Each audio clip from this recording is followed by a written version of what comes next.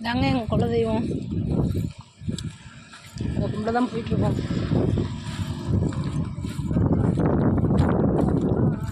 கோயில் இன்னும் கட்டி முடிக்கல, வேலை ஆகிட்டே இருக்கு. தாத்தாவும் பேரனும் நடந்து போனாங்க கோயில்.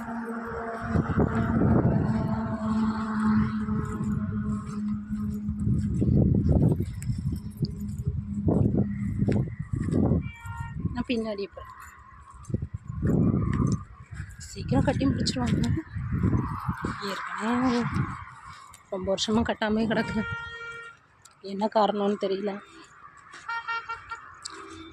சீக்கிரம் கட்டிடுவாங்கன்னு நினைக்கிறேன். இதுக்கு எப்போ விடிவு காலம் பிறக்குமோ தெரியல.